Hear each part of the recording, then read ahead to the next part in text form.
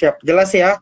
Oke, teman-teman. Jadi Jelas. kita akan ngobrol-ngobrol tentang ya salah satu sektor yang mungkin yang kita semua kenal lah ya, yaitu sektor perbankan. Jadi nanti feel free teman-teman juga nanti bisa list pertanyaan. Nanti kalau udah selesai ngobrol-ngobrol nanti kita bacakan. Gitu ya, Mas Abraham ya. Siap, Oke, Om. ya mungkin mungkin untuk permulaan kali. Jadi mungkin buat sebagian teman-teman juga nih Mas Abraham yang mungkin belum kenal banget dengan sektor perbankan. Nah, pertanyaan pertama mungkin gini, menurut Mas Abraham seberapa besar sih pengaruh sektor perbankan terhadap pergerakan IHSG? Gitu. Karena kan Jadi, kalau kita ketahui kan, oke, langsung aja Mas Abraham. oke. Iya, iya. Oke. Sorry, Warsan potong. Jadi, sebetulnya gini, Om, dan juga rekan-rekan sahabat Mhm, trader, pergerakan pergerakan sektor perbankan ke IHSG itu huge ya, sangat-sangat berpengaruh sekali gitu. Bahkan sampai ada kan idiom yang bisa dibilang kalau misalkan sektor bank nggak gerak berarti IHSG-nya kurang meyakinkan nih. Sering mhm, dengar kan ya kayak gitu kan gitu. Jadi apapun yang terjadi gitu dengan pergerakan pergerakan sektor perbankan, terutama si kuartet empat besar itu ya, BCA, Mandiri, mhm, BRI dan juga BNI itu sangat berpengaruh terhadap pergerakan IHSG gitu. Jadi misalkan ternyata bankingnya naik keras ya hampir hampir pasti gitu IHSG itu hijau, tapi begitu juga bankingnya dibanting sebaliknya gitu kan, yang namanya sektor IHSG-nya itu terasa banget lah merahnya gitu. Jadi mungkin mungkin bisa kita jabarkan sedikit kali ya Om ya gitu, kenapa sih sektor mhm, banking itu begitu besar gitu pengaruhnya terhadap IHSG gitu. Yang pertama gitu kan, mhm, mungkin sedikit sedikit membahas dulu tentang kita itu kan negara berkembang ya gitu. Jadi negara berkembang itu biasanya sih ekonominya tuh selalu bertumbuh tiap tahun, tiap periode gitu kan. Seperti yang kita tahu kemarin saat negara lain itu ternyata sudah mencapai resesi, tapi kita masih bisa bertahan di sekitar 5 ke mhm, atas, 5% ke atas gitu. Nah, uh, itu yang mengakibatkan gitu kenapa sektor banking itu menarik di Indonesia. Pertama karena kita tuh negara berkembang. Kenapa kita negara berkembang itu mengakibatkan sektor bank itu menarik? Seperti yang teman-teman tahu gitu kan, kalau teman-teman berbisnis, modal berbisnis itu ada dua kan. Yang pertama itu dari duit sendirilah gitu, keluarin uang sendiri buat modal. Terus yang kedua adalah kalau ternyata nggak cukup nih duitnya, kita pasti minjem ke bank gitu kan. Jadi dengan mhm, negara yang terus berkembang itu pasti bakal bakal berpengaruh juga terhadap si sektor perbankannya gitu. Jadi di sektor perbankan ini biasanya sih uh, naik turunnya perekonomian itu berdampak langsung terhadap si sektor perbankan ini. Jadi kita bisa lihat nih yang namanya credit growth gitu kan.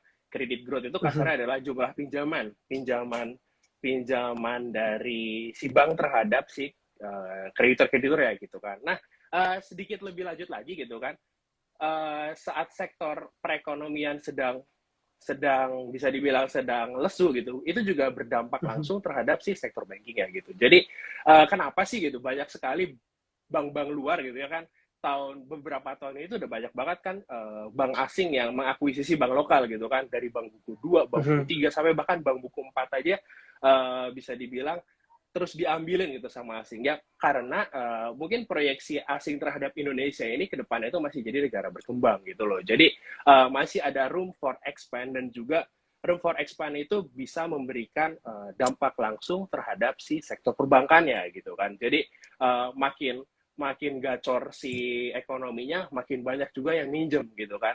Jadi makin banyak yang minjem, interest margin bank itu juga akan semakin tinggi. Terlebih lagi gitu kan, lebih lanjut lagi. Ini sangat panjangan nggak sih ngomongnya? nggak apa-apa, mantep Ya, ini, ya. lanjut. Iya, jadi terlebih lanjut lagi gitu kan, ada nih ternyata sektor, bukan Rossi dibilang jenis jenis Mhm, jenis income baru buat si banking gitu. Yang pertama kan tadi itu dari selisih teman-teman nyimpan uang di bank gitu kan, perusahaan-perusahaan nyimpan uang di bank, terus sama si bank itu melalui ada deposito, ada tabungan, ada giro, itu diputar, dipinjemin ke orang-orang yang membutuhkan gitu kan. Terus ternyata ada lagi nih satu revenue stream pendapatan bank yang sedang bertumbuh, yang kedua yang bisa dibilang sedang growth lah.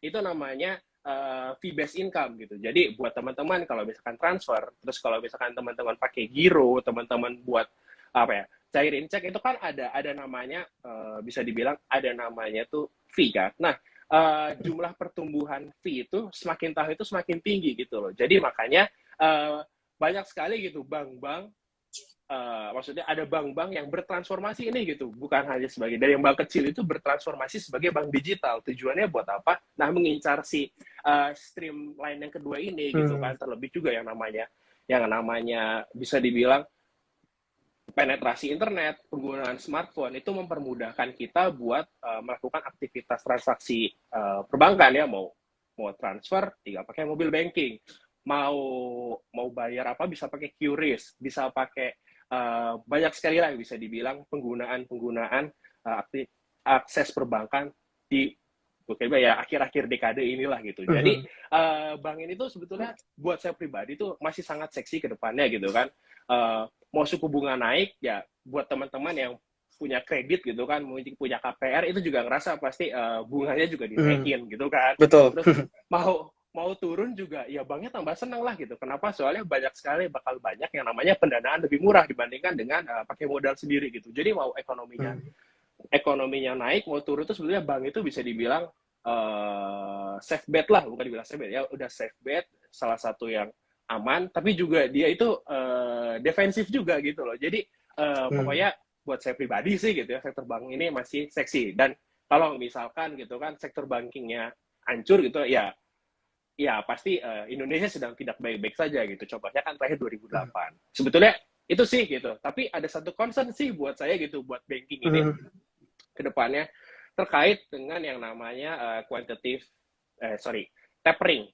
Jadi kan bank The Fed sana itu kan yang namanya bisa dibilang mereka itu ngeluarin apa ya namanya, mengeluarkan kebijakan moneter yang agresif deh, naikin tingkat suku bunga gitu kan. Yang akibatnya adalah USD itu balik lagi ke sana gitu kan. USD balik ke sana sebetulnya sih ini lebih ke non teknis ya gitu kan. Jadi 4 bank besar kita itu hampir dimiliki asing banyak banget di dalam situ gitu kan. Jadi efeknya itu adalah saat ada investor asing itu mau cabut gitu kan, mereka tuh melakukan aksi jual di saham-saham banking gitu. Jadi saham bankingnya dijual gitu kan, ya asing besar di sana itu bakal ada tekanan jual gitu. Jadi efeknya itu lebih ke non teknis sih dibandingkan dengan yang tadi bisa dibilang terkait dengan kondisi perekonomian ya begitu. Begitu Om.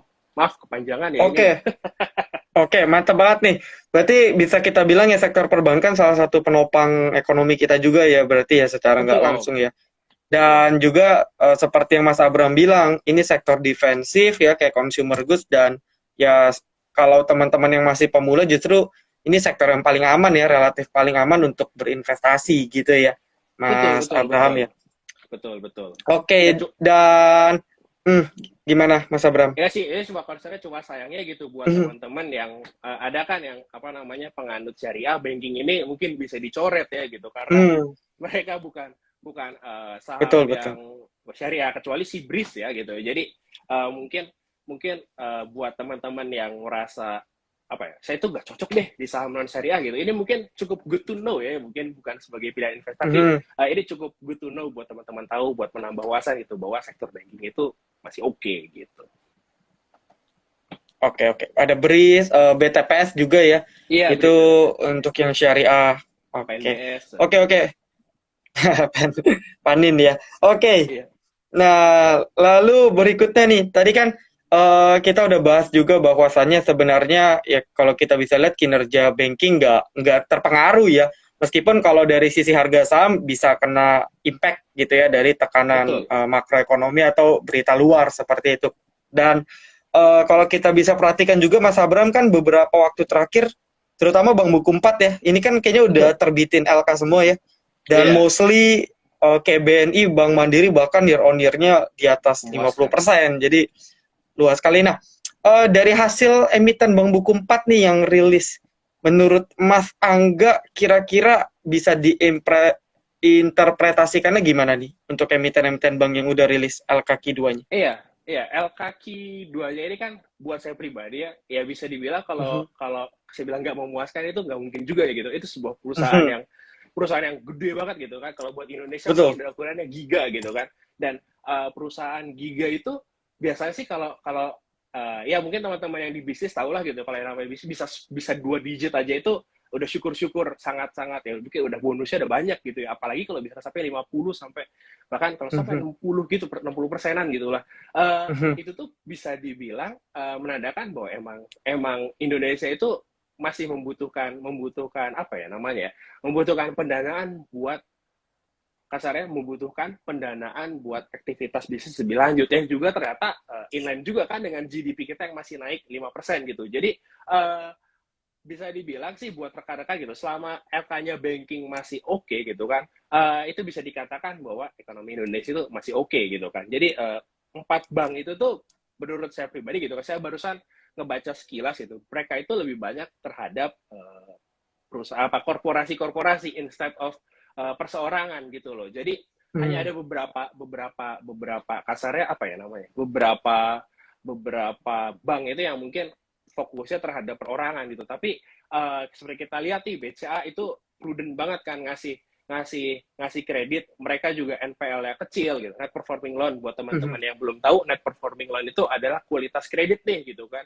Jadi kalau misalkan kita minjemin kredit, non performing itu adalah si kredit macetnya gitu loh gitu. Jadi biasanya sih kredit macet ini tuh biasanya ditekan banget gitu. Kenapa? Karena dengan adanya kredit macet ini mungkin si banknya itu perlu menganggarkan satu pos, satu duit itu yang bisa dibilang buat menghapus si NPL ini gitu. Jadi si NPL ini menurut saya pribadi gitu kan, saya ngeliat nih kredit growth-nya kita masih naik tapi NPL kita tuh masih rendah gitu loh. Biasanya sih kalau udah ekonomi yang udah di atas gitu ya, kredit growth yang naik terus NPL-nya tuh tinggi, biasanya di atas 4-5% gitu. Itu berdasarkan empiris ya Om ya gitu. Jadi biasanya sih kalau udah NPL-nya udah tinggi tuh berarti ada sesuatu hal yang bisa dibilang ada nih kayak warning sign gitu. Udah ada leading indicator bahwa oh ekonomi ini kemungkinan besar sedang jelek nih gitu, karena si perusahaan-perusahaan atau si kreditor-kreditor itu tidak mampu buat membayar hutang-hutangnya gitu. Nah, kemarin gitu kan rilis laporan keuangan kuartal 2 ini NPL-nya kecil-kecil gitu loh. Kredit growth-nya masih ada gitu. Yang menandakan masih banyak yang mau minjem gitu. Terus juga yang menarik itu adalah fee based income-nya itu juga meningkat gitu loh. Jadi emang ya bisa dibilang sih laporan rilis kuartal 2 kemarin itu cukup menyenangkan sekali gitu buat sebagai investor bank gitu kan. Terlebih juga para bank-bank ini juga kan membagikan dividen nih gitu kan, buat teman-teman. Maksud saya udah gerak ya nggak volatile gitu kan, terus juga kinerjanya meyakinkan bagi dividen. Nah ini tuh cocok buat rekan-rekan gitu loh, yang khususnya yang maksudnya bukan yang non syariah gitu ya, cocok sekali buat rekan-rekan nih ngelihat bahwa saya itu harus mempelajari bank. Kenapa? Karena sektor bank ini tuh masih sangat seksi gitu teman-teman. Jadi kedepannya sih saya pribadi gitu ya masih bisa dibilang masih percaya dengan kinerja 4 bank di atas dan juga beberapa bank buku 4 ya, beberapa buku 4 yang bisa dibilang pergerakan harganya tidak apa ya namanya, bisa dibilang bukan bank buku 4 yang blue chip, tapi buku 4 yang contohnya seperti kayak PNBN gitu, Niaga, itu juga bisa dibilang itu sangat-sangat seksi kalau buat rekan-rekan yang emang pingin mau yang sedikit lebih volatile, yang geraknya lebih kencang, nah bisa melihat ke seperti itu gitu. Bahkan lebih lanjut nih gitu kan, bank buku 3 atau buku 2 aja juga itu juga masih cukup menarik sih gitu kan, dari terkait dari room for growth gitu kan, itu masih banyak ke depannya gitu Om. Jadi Q2 kemarin, kuartal 2 kemarin sangat memuaskan banking buat rekan-rekan gitu kan, yang mau melihat, misalkan belum punya saham banking dan mau memutuskan buat saham banking gitu kan, teman-teman bisa mempelajari itu bank buku 4 kalau yang mau aman. 4 besar bank buku besar itu. Terus juga kalau mau yang sedikit volatile bisa lihat ke PNBN atau juga Niaga, itu juga bisa dibilang cukup safe gitu buat rekan-rekan yang emang apa namanya, jiwa resikonya itu tuh bukan risk apa ya namanya, bukan jiwa, toleransi risikonya itu besar gitu. Jadi saham itu cocok banget lah gitu buat rekan-rekan yang risknya mungkin apa ya namanya, risk tolerance itu mungkin di medium atau small. Begitu Om. Oke, ini juga fun fact juga ya. Jadi mungkin buat teman-teman yang belum tahu, kalau kita kan kenal Bank Buku 4, mungkin yang newbie kan taunya Big Four ya. Padahal sebenarnya Bank Buku 4 ada dua lagi tuh. Ada tadi disebutin PNBN, Panin, yang satu lagi BNGA gitu, CMB. Jadi Ya mungkin kita biasa dengar Big Four, Bank Buku 4, padahal sebenarnya ada dua lagi. Ya Sama mungkin BTN secara juga sih. market cap juga, oh BTN udah masuk ya? Kalau nggak Udah salah masuk ya? masuk buku 4 ya. Saya belum perhati. Setahu saya sih buku 4 tapi masih masih ya tir. Setahu saya mungkin teman-teman bisa bisa Oh, apa ya namanya? Bisa oke oke correct me oke. if I'm wrong gitu. Mungkin Hmm, setahu hmm. saya. Ya, oke. Yang jelas BNGA sama PNBN sih memang memang sudah ya, sudah dari Iya betul tahun-tahun betul. lalu juga. Cuman ya market cap-nya agak kecil, lah mungkin bisa dijadikan alternatif dan disclaimer on. Oke, ini menarik nih, Mas Abram. Tadi kan Mas Abram juga mumpung tadi ada nyenggol-nyenggol soal NPL, non perform loan. Ah Jadi iya iya. ya mungkin buat buat teman-teman kan yang belum tahu, jadi kalau kita mau analisa perbankan kan agak beda ya, atau bisa dibilang kan beda banget gitu ya Betul. dengan kita menganalisa perusahaan di sektor ya let's say manufaktur. Kalau manufaktur kan kita let's say lihat DER-nya, Iya. lihat ROA, ROE gitu kan, atau aset turnover dan sebagainya. Kalau perbankan kan ini ada rasio-rasionya nih, kayak mungkin ada CAR ya, ada LDR. Iya. Nah, mungkin bisa dikasih tahu dikit gak nih, Oke. Mas Abraham, dan ya mungkin fungsi-fungsinya, kayak misalnya NPL ini lebih rendah makin bagus, atau kalau makin Oh tinggi iya iya nilainya itu iya. jelek, kayak gitu. Oke. Jadi eh buat teman-teman juga ini mungkin anak ekonomi pasti tahu ya gitu pas bikin skripsi atau bikin tesis itu pasti selalu sektor banking itu disendirikan gitu. Jadi misalkan FQ45 kecuali banking gitu kan atau mungkin fokus ke banking aja gitu. Jadi karena pertama struktur permodalan dari banking itu sangat berbeda rekan-rekan gitu. Jadi ibaratkan nih gitu kan kalau perusahaan lain mungkin manufaktur atau mungkin perusahaan jasa atau mungkin sebuah perusahaan yang apa ya bisa dibilang tambang dan segala macam itu tuh pasti kan ada tuh namanya satu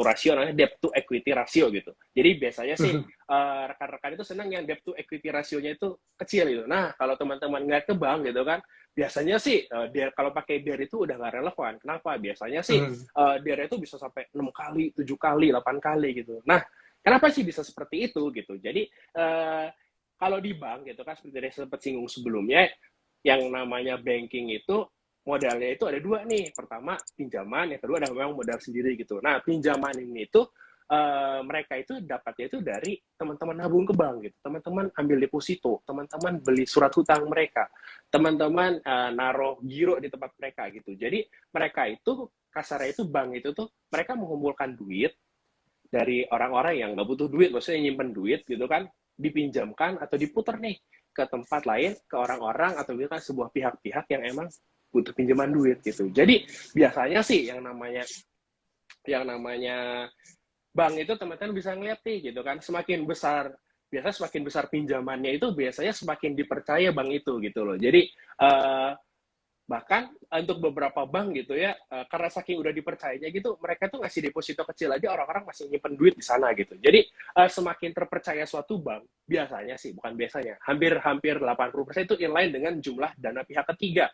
Dana pihak ketiga itu adalah yaitu tadi duit yang kita pinjemin ke bank, yang kita tabung di bank gitu. Jadi buat rekan-rekan gitu ini sedikit sedikit sedikit apa ya namanya sedikit mungkin nyenggol kemana-mana gitu ya gitu kan. Jadi seperti kita lihat nih BCA ini kan mereka tuh kalau ngasih deposito tuh kecil ya, 2% sekian kalau nggak salah gitu kan. Nah, dibandingkan dengan nih beberapa bank digital, contohnya Neocommerce atau mungkin Cbank gitu, mereka ngasih di atas 6, di atas 7 gitu kan.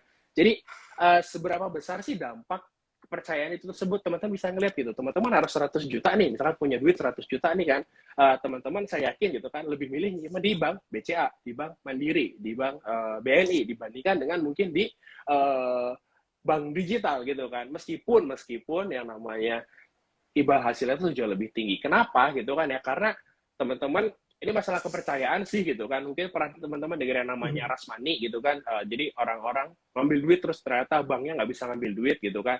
Jadi buat di bank-bank besar itu mereka itu punya satu rasio namanya mungkin capital adequacy ratio gitu. Jadi itu tuh atau juga namanya loan to deposit ratio atau bisa juga LFR kalau nggak loan to funding ratio. Sorry, saya mix up di situ. Jadi si CR itu tuh mereka itu bisa dibilang dan si loan to funding ratio itu bisa dibilang mereka tuh harus punya duit sekian persen gitu loh buat menjaga kalau misalnya ada tiba-tiba orang narik duit sembarangan, maksudnya bukan sembarangan, maksudnya narik duit yang bener-bener banyak gitu. Kan soalnya uh, beberapa kejadian gitu kan, kalau misalkan teman-teman nggak bisa narik duit di bank itu biasanya menimbulkan kepanikan gitu. Dan biasanya dampaknya itu bukan hanya di bank itu tersebut, sistemik gitu. Kenapa? Karena bank ini tuh bisa nyimpan nyimpan duit juga di bank ini, di bank ini, di bank ini, di bank ini gitu. Jadi saat si satu bank itu terkena terkena dampak, mungkin teman-teman pernah dengar gitu, kasus Bank Senturi gitu kalau nggak salah tahun 2000 berapa, 2008 atau 2009 gitu, saya lupa, saya masih SMA kalau nggak salah. Jadi mereka itu uh, tidak mampu buat memberikan duit yang apa ya, ada nasabah narik duit tapi mereka nggak mampu buat ngasih tuh duit gitu loh. Kenapa? Karena duitnya tuh nyangkut di mungkin di krediturnya lah atau mungkin di bank lain gitu. Jadi mereka berusaha coba cari pinjaman-pinjaman tapi karena nggak ada, dan juga mungkin karena waktu itu dampaknya sistemik, akhirnya di bailout pemerintah gitu. Jadi buat rekan-rekan gitu, penting banget buat namanya cari itu namanya loan to funding ratio gitu. Loan to funding ratio itu sebetulnya itu sebuah equilibrium aja sih gitu kan. Jadi seberapa besar nih jumlah dana pihak ketiga yang diberikan kepada si kreditur ya gitu. Jadi buat teman-teman biasanya sih rata-rata di antara 80 sampai 90 gitu. Beberapa tahun yang lalu tuh saya sempat ngeliat gitu, ada beberapa bank gitu ngasih funding itu sampai 110%, yang artinya bukan hanya dari dana pihak ketiga yang diberikan kepada nasabah gitu. Jadi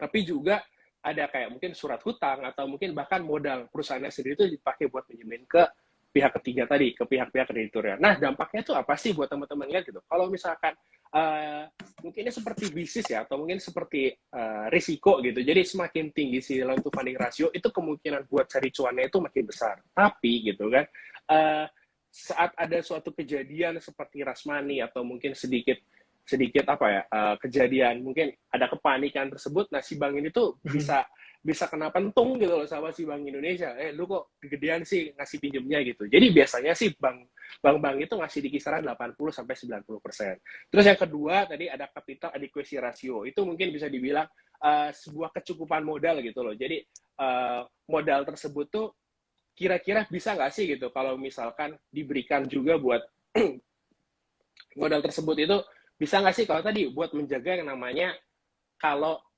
ada rush money. Jadi capital adequacy ratio statusnya 18% atau mungkin sekitar 20% gitu. Mungkin di area-area seperti itu, Om. Lalu tadi ada NPL udah disinggung juga gitu kan. Terus ada NPL, CAR, terus apa lagi ya? Oh, BOPO. BOPO itu istilahnya BOPO itu biaya operasi, pendapatan operasi gitu kan. Setiap bank itu ada pendapatan operasinya gitu kan. Ada pendapatan, ada beban. Nah, BOPO itu merupakan bisa dibilang perbandingan antara keduanya gitu. Jadi BOPO makin kecil itu makin bagus. Tapi kan nggak mungkin ya gitu kan kita bisa menekan si beban operasi itu kan, sekecil-kecilnya itu biasanya berat gitu. Jadi banyak sih pihak bank itu berusaha mengurangi manpower gitu. Mereka pakai ATM gitu kan, mereka pakai mengurangi yang namanya kasir teller itu buat mengurangi si BOPO. Tapi yang namanya BOPO ini nggak mungkin ditekan sedalam-dalamnya gitu. BOPO 40% itu jahat sekali itu. Berarti mereka ada menekan banyak sekali cost buat operasi mereka supaya bisa mendapatkan pendapatan maksimal. Terus ada net interest margin. Nah, net interest margin ini itu merupakan selisih antara kredit yang diberikan ke si kreditur dan juga bunga yang diberikan terhadap si peminjamnya gitu. Jadi terhadap debitur.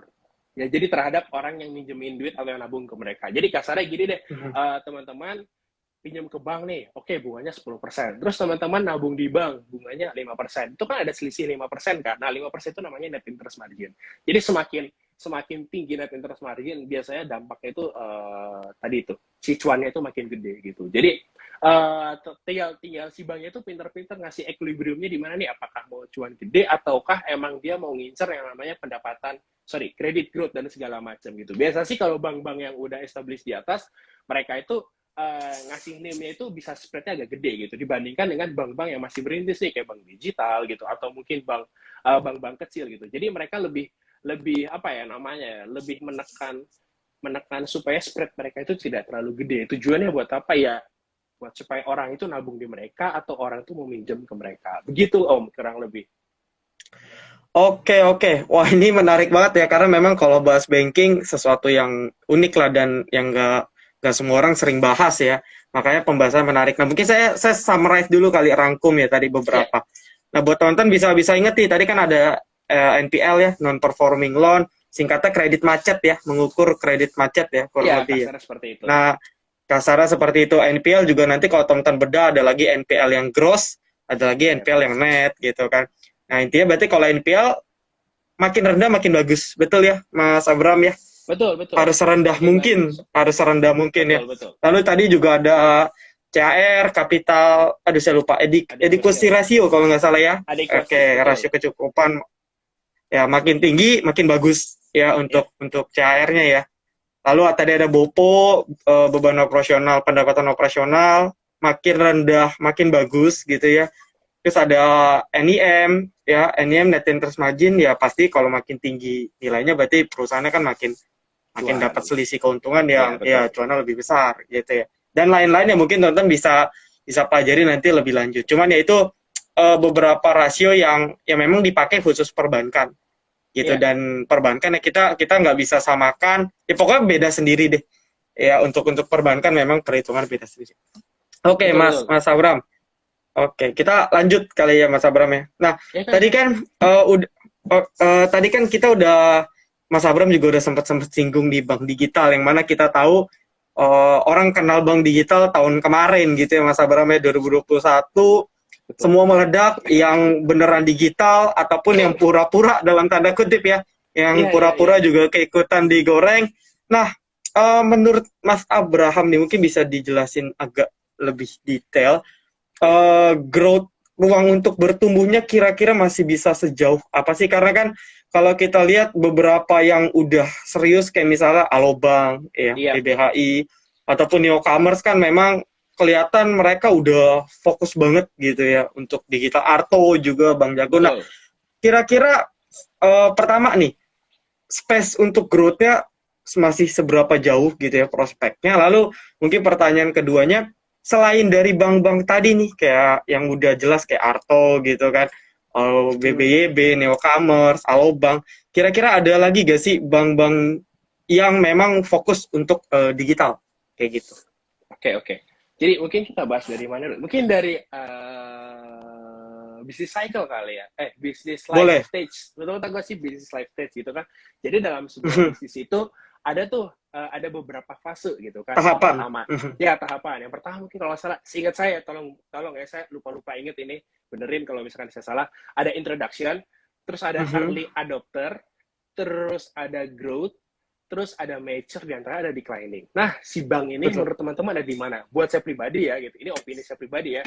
Itu ada di mungkin early adopter gitu, atau mungkin early stage banget lah gitu. Jadi kenapa? Karena ya mungkin teman-teman datang ke sebuah kota kecil gitu, mungkin ke sebuah kota kabupaten, teman-teman tanya, tahu nggak sih ada bank digital? Itu kan belum semua orang tahu gitu. Bahkan dalam di Jakarta yang kota besar ini juga ada beberapa orang yang bahkan emang bisa gitu buka bank pakai HP doang gitu kan. Nah, itu tuh adalah sebuah fase bisnis di mana orang-orang tuh masih baru perkenalan lah, introduction stage gitu loh. Jadi buat room ke depannya itu masih panjang sekali itu kan, masih ada early adopter, terus masih ada growth, masih ada mature, terus akhirnya terus declining. Jadi buat teman-teman gitu, kalau menanyakan apakah si bank digital ini masih ada prospek ke depannya, iya masih banyak, masih bisa dibilang masih sangat panjang ke depannya gitu kan. Jadi yang namanya bank digital ini dia masih punya room, tapi biasanya nih gitu kan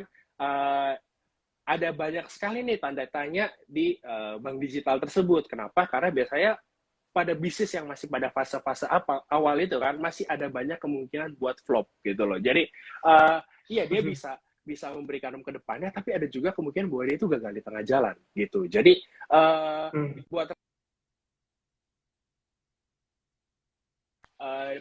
pada fase ini tuh mereka itu pada fase yang namanya bakar duit lah. Mereka berusaha buat mencari yang namanya market share gitu. Jadi mereka berusaha buat ngegedein tuh marketnya gitu kan.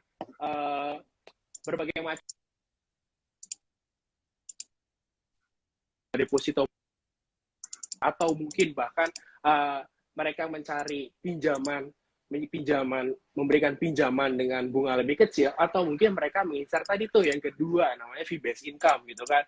Jadi si pihak bank digital itu mereka masih meraba-raba deh kita tuh cocoknya di mana gitu loh. Jadi apakah kita emang fokus gitu kan ngelawan yang tadi dari interest margin gitu kan, bank-bank gede yang emang udah established yang lebih kuat permodalannya, atau mereka bisa dibilang kita mau fokus aja nih ke yang nomor 2 dari yang namanya fee based income gitu. Jadi buat saya pribadi sih kalau yang saya lihat sekilas ya nomor 1 itu cukup berat ya gitu kan. Kita ngelihat bank buku 4 bahkan bank buku 3 aja kalau ngasih pinjaman kreditnya juga itu bisa gede-gede kan gitu, karena mereka punya pinjaman, mereka punya base nasabah yang jauh lebih besar dibandingkan dengan bank digital gitu. Jadi sih ini opini saya pribadi ya gitu ya. Jadi buat saya pribadi kalau misalkan bank digital ini tuh mereka tuh mungkin lebih ke nasabah retail gitu loh. Jadi nasabah kayak kita, orang-orang yang emang nyari kemudahan, nyari kegampangan supaya bisa melakukan akses perbankan dengan lebih mudah gitu. Jadi kedepannya saya yakin gitu kalau yang punya ekosistem banyak, maksudnya yang punya cabang di mana-mana, maksudnya cabang di mana. Mungkin kasarnya kerja sama bareng banyak pihak itu bakal jauh lebih diuntungkan dengan perusahaan bank digital yang hanya mungkin bekerja sendirian gitu. Jadi teman-teman gitu, kalau misalkan saya ngelihat sih yang emang kuat ekosistemnya atau banyak kerjasama itu kan cuma ada 2 sih menurut saya yang benar-benar kuat, ada si Arto gitu kan bareng sama Gojek, Tokopedia, dan juga banyak hal. Bahkan kalau nggak salah sudah mulai masuk ke RDN Arto itu gitu loh. Jadi mereka itu udah bisa bikin RDN yang sementara buat bank konvensional itu mereka itu dari A sampai ke B, dari yang bikin bank konvensional sampai RDN itu jangka waktunya sangat lama. Sementara Arto itu mungkin kurang dari 2 atau 3 tahun udah bisa bikin RDN gitu. Jadi emang growth-nya cepat sekali. Terus yang kedua itu ada si BBHI. BBHI itu ekosistem juga cukup menarik ya, bareng sama Trans, sama Mega, sama dengan Bukalapak gitu kan. Jadi kedua bank itu kenapa mereka bisa dibilang jadi kiblatnya itu ya karena mereka punya banyak kerjasama dengan pihak yang lain gitu. Terus tadi growth ya, room for growth. Terus yang menarik dari pihak bank digital itu mereka itu kecil overhead cost ya gitu ya. Jadi saya nggak tahu nih buat teman-teman gitu kan, karena saya tinggal di Bandung nih, saya cuma sekali tuh yang namanya ngelihat kantor Bang Jago itu cuma satu itu doang nih seumur umur saya keliling Jakarta, saya keliling Bandung, saya cuma nemu satu gitu kan. Jadi buat saya pribadi itu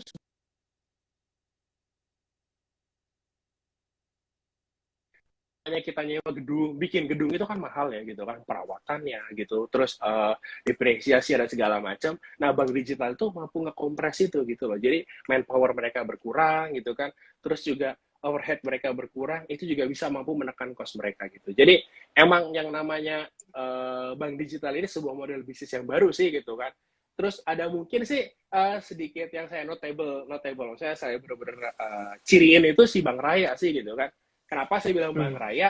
Karena ya induknya kuat sih gitu kan. Mungkin kalau misalnya kita bisa lihat nih, Bank BRI kan kemana-mana tuh ya gitu kan, bahkan sampai ke kelurahan aja mungkin ada gitu. Jadi dengan mungkin bisa nebeng base orang tuanya gitu kan, base induknya, Bank Raya ini tuh bisa dibilang bisa memberikan sesuatu hal yang lebih gitu. Ada sebuah room for growth yang jauh lebih menarik dibandingkan dengan mungkin bank-bank lainnya. Tapi apakah itu bisa menjadi kenyataan, itu kan balik lagi ya, it takes time gitu, karena emang pada dasarnya si bank digital itu masih pada early stage, masih butuh ditempa berkali-kali lagi lah biar buat growth, biar sampai ke fase yang namanya mature gitu. Jadi buat saya pribadi sih gitu, buat teman-teman yang emang percaya gitu terhadap bank digital tuh bisa the next big thing ya teman-teman, bisa sih gitu buat mau invest di sana. Tapi buat rekan-rekan yang hanya, maksudnya rekan-rekan yang enggak show me the money gitu, buat rekan-rekan investor gitu kan, show me the money,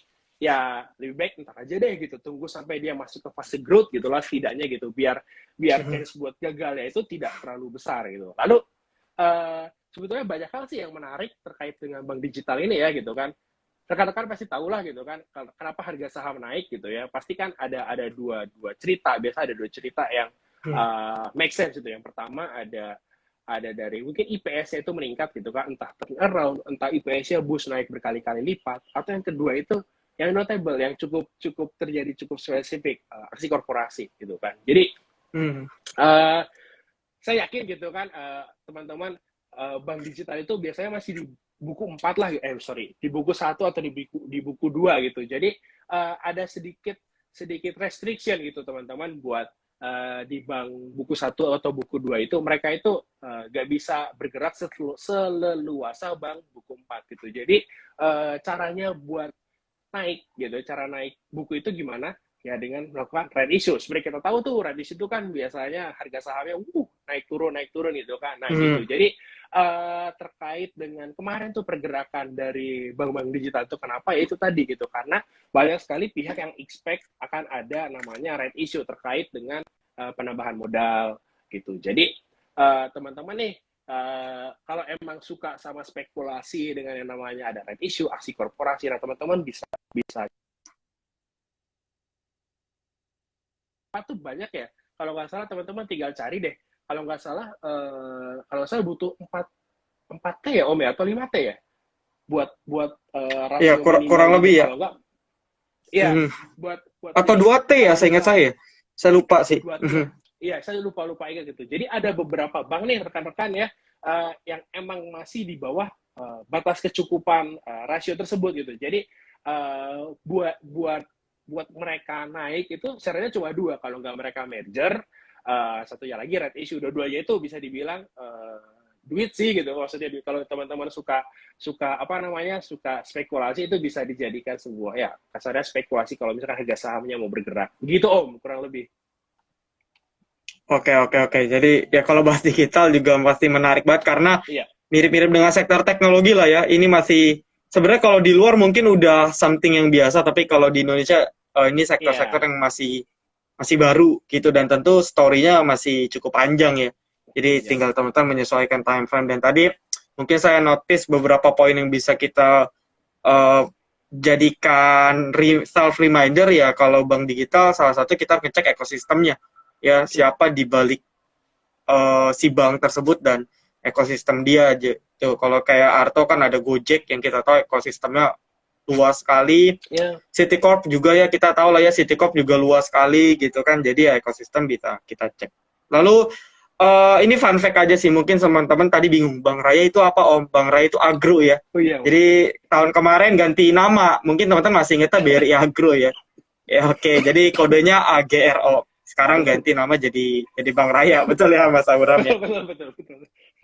Oke, dan ya Rakisu juga bisa dibilang salah satu aksi korporasi untuk dapat modal paling gampang bagi emiten. Itu dia tinggal nerbitin Rakisu, dapat modal secara dalam tanda kutip cuma-cuma gitu, tanpa bunga. Karena juga setelah dia nerbitin saham, dia juga nggak harus wajib bagi dividen. Jadi ya dalam tanda kutip sebenarnya cara paling gampang istilahnya untuk emiten dapat modal sebenarnya dari Rakisu kayak gitu. Dan kita lihat juga tahun kemarin pendanaan murah, betul. Dan kita lihat juga tahun kemarin BBYB beberapa kali, Rakisu, BBHI juga kalau nggak salah 2 kali ya. Kalau nggak salah koreksi kalau saya salah ya. Jadi ya, dan beserta bank-bank kecil-kecil lainnya, kayak gitu teman-teman. Oke, ini sih kayaknya sudah lumayan banget nih. Ya, ada pertanyaan dulu mungkin kita bahas kali ya. Ada satu pertanyaan nih Mas Abraham dari Pak Christian ya. Oke, mau tanya kalau perhitungan sektor finance, perlukah kita melihat rasio EV per EBITDA? EV per EBITDA. Biasanya sih ini sektor banking tuh biasanya sih pakainya based on kasarnya. Kalau buat banking yang udah di atas gitu, maksudnya udah fase mature itu Bapak tuh bisa pakai namanya dividend growth model. Itu tuh biasanya jauh lebih lebih representatif gitu. Jadi Bapak misalkan punya proyeksi nih, Bapak buat financial modelingnya, terus tinggal lihat histori ke belakangnya bagaimana, apakah si perusahaannya tersebut bagi dividen. Kalau misalkan dia bagi dividen, kan kelihatan tuh dia bagi dividen berapa persen growth-nya. Nah, Bapak bisa pakai rumus dividen growth model, tinggal di-googling aja bagaimana, rumusnya gimana gitu. Terus kalau memang mau buat pakai yang kedua gitu bisa pakai discounted cash flow sih Pak gitu. Jadi kalau saya pribadi buat saham-saham yang growth gitu kan, maksudnya banking yang sedang growth tuh saya senangnya pakai tadi mungkin pakai free cash flow to the firm kali ya gitu ya, FCFF gitu. Jadi Bapak buat Bapak buat tadi financial modelnya, cari free cash flow-nya, terus gunakan free cash flow to the firm gitu. Kenapa nggak ke equity gitu? Karena yang namanya hutang di bank itu tuh sangat-sangat dipakai gitu. Jadi kita nggak hanya buat equity aja, jadi tetap harus ada free cash flow to the firm gitu. Jadi mungkin EV per EBITDA bisa aja ya Pak gitu, nggak masalah karena itu cukup general dan bisa hampir digunakan ke hampir setiap sektor yang ada gitu. Jadi mungkin Bapak bisa gunakan kalau emang merasa cukup ribet gitu ya dengan yang lainnya gitu kan, karena pada dasarnya namanya valuasi itu kan relatif sekali Pak gitu. Jadi tergantung juga dengan asumsi, tergantung juga dengan kedalaman kita, kedekatan kita dengan mencari data gitu. Jadi buat Bapak kalau misalkan mau mencari itu carilah yang pendekatan paling mudah aja sih Pak gitu. Jadi kalau misalkan Bapak pakai EV per EBITDA gitu kan, itu tinggal dibandingin. Misalkan EV per EBITDA aja BCA dibandingkan dengan BRI, dibandingkan dengan Mandiri, dibandingkan dengan BNI gitu. Itu kan kelihatan tuh gitu kan, karena satu proksinya sama, Bapak bisa menentukan nih kira-kira mana yang lebih srek buat Bapak gitu. Jadi nggak masalah juga pakai evaluasi apapun gitu. Tapi emang pada dasarnya lazimnya gitu ya, pakainya dividend growth model atau tadi free cash flow to the firm gitu Pak. Oke, ini mungkin saya komentari sedikit, mungkin bantu menambahkan. Jadi buat Oh iya, teman-teman mungkin bingung nih, wah apa nih kok tiba-tiba EV EBITDA gitu. Jadi kayak Pak Christian mungkin udah lama di pasar modal ya. Karena EV EBITDA itu juga merupakan salah satu valuasi ya, kurang lebih ya. Ada tadi kan Pak Sabram sebutin ada dividen discount model, itu pun nanti ada yang pakai constant growth model, itu rumusnya ada tuh spesifik. Lalu juga ada free cash flow kan juga tadi Mas Abraham juga sebutin ada yang FCFA, yang equity sama yang free cash-nya ya, free cash flow-nya. ya. Nah, EV EBITDA juga merupakan salah satu jenis valuasi ya teman-teman ya, untuk rumusnya bisa dibaca sendiri itu banyak. Jadi membagi enterprise value dengan EBITDA, earning before interest, tax, depreciation, and amortization.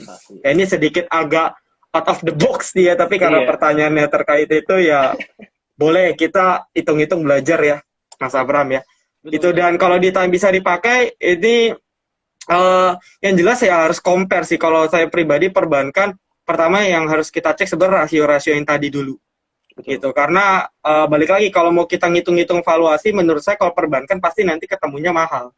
Gitu. Tapi bagaimana kita mencari banking yang setidaknya resikonya gitu ya, resiko-resiko ya baik tadi kredit macet lah ataupun dan sebagainya itu yang paling minim gitu. Jadi nanti kalau teman-teman coba riset sendiri pasti teman-teman akan realize bahwa oh ternyata gue nggak bisa nih kalau misalnya pakai bahkan pakai relative valuation, pakai PER lah, PBV itu kan udah nggak relevan sama sekali gitu.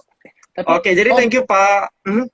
Biasanya sih ini sedikit apa ya namanya, buat quick glance biasanya sih kalau orang-orang nih ada akuisisi bank gitu ya, biasanya dia pakai PBV loh, maksudnya biar ngelihat untuk itu ya, buat apa? Oh iya harga betul. Target cepet-cepetan dulu gitu. Betul. Biasanya PBV segini gitu. Biasanya pakai gitu Pak. Untuk gitu. Jadi buat sekedar apa ya, mencari perbandingan aja. Acuan lah ya, acuan ya, untuk harga acuan ya. Posisi di berapa gitu. Iya. Biasanya kalau udah muncul berita nih, entah dia mau akuisisi, mau caplok, ya itu akan dihitung-hitung sama investor tuh ya. Kira-kira nanti harganya akan dikira ke berapa. Betul, gitu. Karena kan itu bisa jadi harga yang dipakai buat nanti akuisisi ya. Betul. Ini fun fact juga nih teman-teman ya. Iya. Oke. Ya, thank you juga tadi Pak Christian. Pertanyaan teman-teman kalau mau tanya boleh ya. Feel free untuk tanya. Nah, mungkin sambil nunggu nih agak out of the box teman-teman buat yang belum tahu, teman-teman juga bisa follow juga Provindo Sekuritas. Kodenya RG ya, kalau nggak salah ya, Mas Abraham ya? Betul. Kodenya RG gitu. Betul ya, RG ya. Betul, RG. Jadi, bisa open account untuk retail juga gak sih, Mas Abraham? Bisa ya, RG bisa, itu ya? Bisa. Ya, kebetulan kita bisa online sih gitu, tapi khusus buat Bank BCA ya gitu. Sejauh ini baru buat BCA. Jadi tinggal download aplikasinya, namanya Neo ProClick, habis itu udah tinggal daftar di situ aja. Gitu. Oke, ya jadi buat teman-teman yang mungkin ada beberapa ini out of the box ya, sambil nunggu yang tanya mungkin nih, beberapa waktu terakhir kan banyak tuh teman-teman ngeluh sekuritas A, B, maintenance terus seharian ya, mungkin coba bisa kepoin Provindo Sekuritas ya, follow IG-nya, nanti tinggal DM. Siap. Karena saya juga kasihan kalau terkendala maintenance ya, Mas Abram. Karena kan apalagi buat para trader kan itu fatal ya. Misalnya beli IPO-nya ARB kan gaji sih Ya, keju itu kan bisa jual. fatal sekali. Oke, em, mungkin satu pertanyaan terakhir dulu dari saya, Mas Angga. Ya, Ini, Mas Angga, Mas Abram. Ini kan udah mau sejam juga.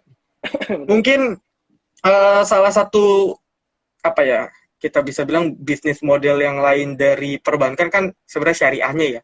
Karena Ya, kebetulan kan di Indonesia kan pangsa pasar syariahnya kan bisa dibilang termasuk yang paling besar. Nah, kira-kira potensi mungkin pasar bisa besar. potensi yang besar gitu ya. Nah, mungkin menurut Mas Abram, kira-kira nih, kalau tadi kan kita udah bahas digital, Yep. space growth-nya gimana, potensialnya. Nah, gimana kalau dengan bank syariah nih, Mas Abram? Mungkin ada insight yang bisa dikasih tahu ke kita?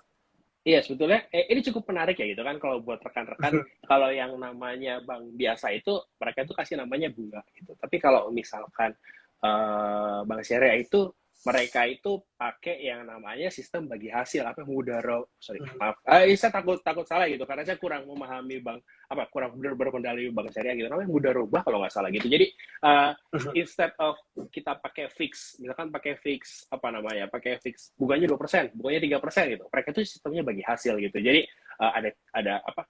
Mereka minjamin bukan kasarnya memberikan dana gitu dipakai buat si bisnis atau si orangnya itu dipakai buat apa namanya mengurus sesuatu akhirnya dikembalikan dengan jumlah sebesar sekian gitu. Nah, itu dibagi hasil gitu. Jadi kalau menurut saya pribadi gitu ya, mungkin saya belum pernah ngetes gitu kalau pakai bank syariah minjem uangnya atau mungkin nyimpen di banknya bagaimana tapi cukup menarik karena ternyata emang mereka itu memberikan hasil yang jauh lebih besar dibandingkan dengan hanya bunga fix gitu jadi kan tergantung dengan bisnisnya apa namanya kasar ya tingkat pengembaliannya itu semakin besar itu tentu juga akan memberikan pembelian lebih besar terhadap si nasabahnya mereka gitu jadi uh, terlebih lagi nih gitu kan terlebih lagi yang namanya bank syariah itu kita tuh punya potensi market yang sangat besar sekali gitu loh kita sebagai negara muslim terbesar di dunia gitu kalau nggak salah ya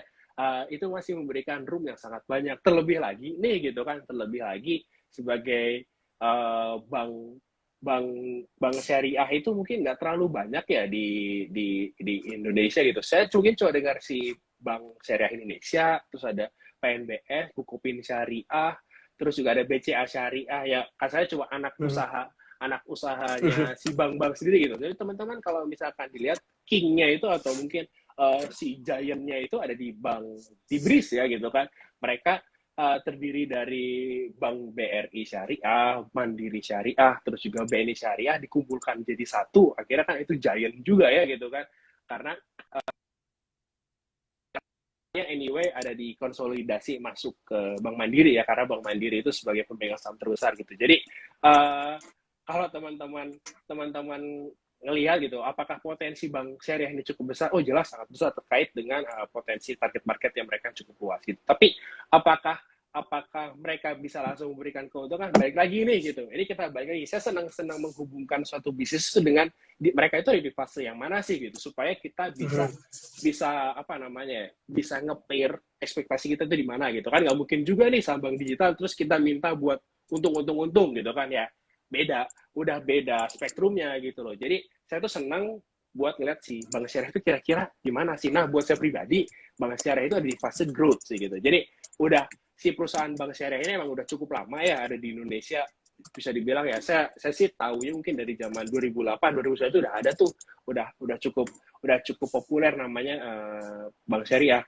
dan udah melewati masa-masa early stage udah masih melewati masa-masa mungkin introduction dan sekarang mereka ada di fase growth gitu. Kita lihatnya fase growth-nya dari mana sih? Kita bisa lihatnya dari dana pihak ketiga mereka gitu kan, dana pihak ketiga mereka dan juga jumlah pinjaman mereka nih, kredit growth mereka. Sorry, kasarnya bukan kredit growth ya.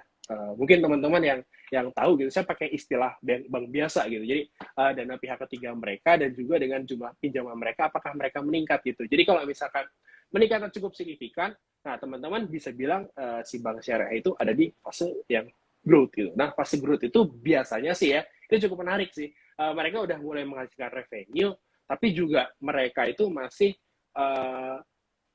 kasarnya itu masih berusaha buat ya expense-nya itu juga jauh lebih besar gitu. Mereka nggak hanya apa namanya, mereka masih ada marketing yang gede gitu. Itu juga banyak gimmick-gimmick atau juga pro campaign campaign marketing yang emang biasanya sih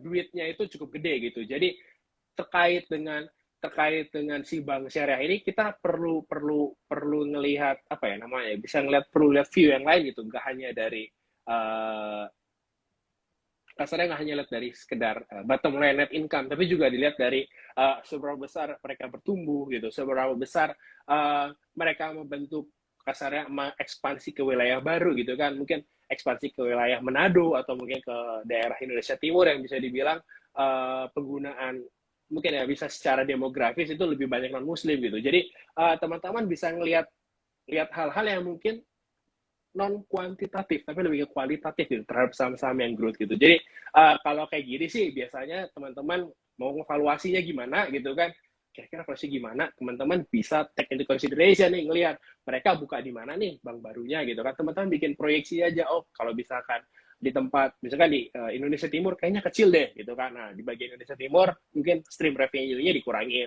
tapi kalau misalkan ke Indonesia bagian barat ke daerah Sumatera itu kan cukup banyak nih demografinya yang warga Muslim gitu kan, jadi mungkin bisa dinaikin daerah sini gitu. Jadi teman-teman lebih banyak ke kualitatif ya dibandingkan dengan kuantitatifnya, sampai pada akhirnya si perusahaan itu mampu udah establish di atas gitu. Nah kalau udah establish di atas, teman-teman baru bisa lihat nih gitu kan, show me the money gitu. Kalau misalkan nggak bagi dividen ya dipanis gitu kan, atau mungkin saat laporan keuangan yang nggak bagus itu juga dipanis. Begitu juga dengan si saham-saham yang model growth seperti ini gitu. Jadi biasanya sih mungkin teman-teman lihat saham growth kok PE-nya mahal ya gitu kan. Nah ciri khas saham-saham yang growth itu biasa PE-nya mahal-mahal sih gitu kan. Kenapa? Karena mereka investor itu berekspektasi tinggi terhadap kinerja mereka gitu kan. Jadi biasanya sih kalau saham-saham growth kayak gitu naik turunnya itu biasanya di pas apa ya namanya, pas rilis laporan keuangan gitu loh. Jadi rilis laporan keuangan ternyata memuaskan, ya biasanya investor makin rakus lagi, oh mereka tambah growth nih gitu kan. Tapi saat ternyata rilis laporan keuangan mereka tidak setimpal atau mungkin kayaknya nggak oke deh ini ya, biasanya enggak, gue nggak suka di sini, akhirnya mereka panisnya dengan nge-sell gitu loh. Jadi buat teman-teman ngeliat Breeze itu kan naik turunnya cukup volatile juga kan tahun 2020 maaf, dari harga ratusan sampai ke harga 4.000 gitu kan, terus sekarang turun, sekarang naik lagi. Itu emang udah pada dasarnya sekarang mungkin investor udah mulai ngeliat nih bahwa oke, kita kayaknya udah nggak bisa sekedar berdasarkan growth aja nih, nggak bisa berdasarkan ekspektasinya, kita udah mulai lihat nih kan si Breeze itu udah makin gede ya gitu, udah mungkin kita sudah bisa take consideration, oke, where is your bottom line gitu, show me the money, supaya teman-teman, supaya investor-investor gede ini puas gitu, oh ternyata misalkan untung ya. Kalau misalkan udah sampai pada tahap seperti itu, biasanya emang kinerja itu berdampak signifikan terhadap si harga sahamnya gitu loh teman-teman. Bukan hanya sekedar ekspektasi, ini kenapa sih harga sahamnya mahal gitu kan, ini kenapa sih harga kok kayaknya nggak masuk akal deh, perusahaan kecil tapi kok harganya tinggi sekali gitu. Itu teman-teman pasti sempat pikiran seperti itulah waktu pas ngeliat bis tahun lalu gitu kan.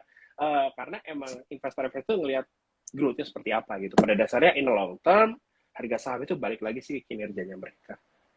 Gitu, mungkin kurang memuaskan kali ya kalau si bank syariah ini gitu, karena saya emang kurang mempelajari bank syariah. Itu mohon maaf. Oke, dan ya, oke, nggak apa-apa. Dan memang ya banking agak beda pembahasan dan spesifik banget ya. Jadi kalau kita nggak benar-benar research, ya memang butuh waktu juga ya untuk mendalami secara spesifik. Apalagi kan di industri syariah juga, ya tentu ada akad-akad syariah yang Betul. harus dipelajari juga ya. Yang itu ya mungkin nggak semua orang juga bisa tahu gitu. Cuman ya intinya banyak considering juga ya, banyak pertimbangan-pertimbangan yang harus teman-teman lakukan gitu. Nah, ini ada mungkin satu pertanyaan terakhir kali ya, Siap Om. Mas Abram ya, dari Pak Komjen Sasono 2G. Kenapa LK perbankan Q2 nggak berpengaruh ke pergerakan saham dibandingkan LK Q4? Oke. Oke.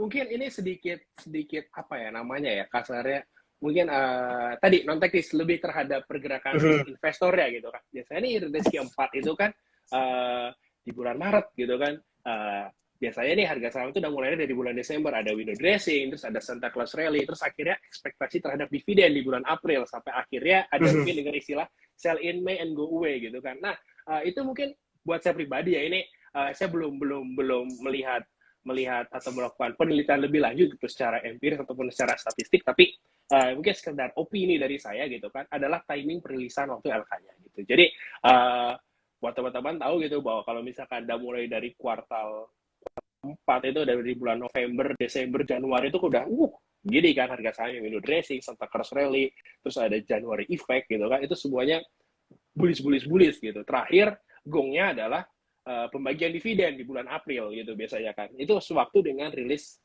laporan full year gitu. Jadi memang pada dasar seasonality-nya seperti itu. Dibandingkan dengan biasanya rilis kuartal 2 itu waktu pas ya lagi di parah-parahnya gitu loh. Jadi kasarnya dari bulan Mei jualan, Juni jualan, September naik turun, Oktober naik turun, November turun, akhirnya baru naik akhir November atau mid November gitu kan secara seasonality. Jadi Pak, ini mungkin analisa gembel saya ya gitu ya, itu terkait dengan yang namanya seasonality aja sih gitu. Karena emang pada saya rilis Q4 itu waktu pas lagi banyak sentimen positif dan juga secara historis gitu terkait dengan yang saya sebutkan tadi, dan juga satu rilis Q2 itu juga emang secara historis juga kan bulan Mei, Juni, Juli itu emang bulan Juni, Juli, Agustus itu emang kurang apa ya namanya, biasa sejauh ini sih saya tuh ya Om ya gitu kan, di bulan-bulan itu maksudnya terkesan boring, terkesan ya banyak turunnya, baru naik besok turun, kangguru market gitu. Tapi ya kurang lebih semoga jawabannya memuaskan gitu. Mungkin nanti saya pelajari lebih lanjut lagi gitu. Tapi ya mungkin opini saya terhadap pertanyaan tersebut itu mungkin seperti itu Om. Dan juga Pak Kombes. Oke, mungkin saya izin nambahin juga kali ya, Mas Abraham Boleh. ya. Jadi ini kan kalau ditanya pergerakan saham kan berarti kita bahas terhadap reaksi pasar ya, reaksi pelaku pasar terhadap harga saham. Dan memang benar kata Mas Abraham. Jadi kita juga harus tahu nih siklus-siklus yang ada. Ya contoh kita udah tahu emiten-emiten pertama batu bara, perbankan biasanya bagi dividen sambil rilis laporan keuangan tuh kan dari Februari sampai April tuh. Itu periode-periode mereka RUPS, rilis LK, ya bagi dividen sampai bulan Mei. Biasanya memang di periode itu rata-rata terutama spesifik perbankan juga biasanya dan tanda kutip dinaikkan lah ya, atau digoreng karena memang udah siklusnya gitu. Investor udah tahu di periode tersebut demand meningkat ya harga saham meningkat. Nah lalu kalau sebenarnya ditanya Q2 berpengaruh atau enggak pas LK rilis, sebenarnya kalau menurut saya pribadi ya Mas Abram ya, kalau teman-teman perhatikan sebenarnya ada dampak positif. Karena kalau kita perhatikan kuartal 2 itu kan April, Mei, Juni. Biasanya kalau perbankan tuh cepat tuh, bulan Juli akhir biasanya udah rilis tuh, atau Juli pertengahan, biasanya banking paling cepat. Nah kalau kita lihat sebenarnya emiten-emiten banking juga udah pada rebound dari pertengahan Juli karena ekspektasi investor ya ataupun trader udah bisa kira-kira nih, wah Q1-nya bertumbuh gitu. Ya ekspektasi Q2 bertumbuh, mereka biasa udah cicil sebelum rilis LK gitu. Dan kalau dibandingkan dengan Q4, ya bukan perbankan doang. Jadi hampir mostly semua sektor di window dressing siklusnya ya potensialnya naik gitu ya. Jadi ini balik lagi ke siklus dan behavior-nya. Ya itu juga bisa jadi trik sebenarnya. Kayak misalnya nih, oh saya tahu emiten BCA atau BRI dia bagi dividen di bulan April selalu. Nah kita bisa cicil misalnya sebelum dia RUPS di bulan Maret. Kayak gitu, itu bisa dijadikan teknik gitu ya Mas Abram ya sebenarnya betul. Kalau kita bisa mengetahui dari siklus emitennya. Oke. Ada lagi mungkin last question atau sebelum kita tutup? Jadi mungkin reminder juga buat teman-teman yang mau follow Provindo Sekuritas boleh. Nanti ini video juga saya save dan saya post. Ya nanti saya tag ke Provindo. Yang mau open account juga silakan ya. Silakan feel free. Mungkin yang mau cari-cari alternatif sekuritas gitu ya, boleh banget. Untuk di mungkin Om menambahkan sedikit ya. Kayaknya mungkin suatu saat nanti atau mungkin kedepannya saya mungkin pengen ngajakin Om ya. Saya nanyain Om ya gitu kan. Karena kayak trader gitu kan. Jadi mungkin bisa bagi-bagi tips mungkin karena nasabah Provindo gitu kedepannya terkait dengan ya bagaimana sih Om doing trading gitu kan, apakah stop loss-nya bagaimana, mentalitasnya bagaimana gitu kan, mungkin suatu saat nanti mungkin saya tanya Om ya gantian ya gitu ya. Boleh banget ya. Jadi gini saya nanya gitu loh terkait dengan Om eksekusinya gitu, cara masuk gimana, exit gimana, cut loss gimana gitu. Jadi sekedar ya mungkin lebih banyak ke apa ya, hanya milih saham itu mungkin ya mungkin 10%, 80%-nya lagi kan gimana mentalnya kita nih gitu kan.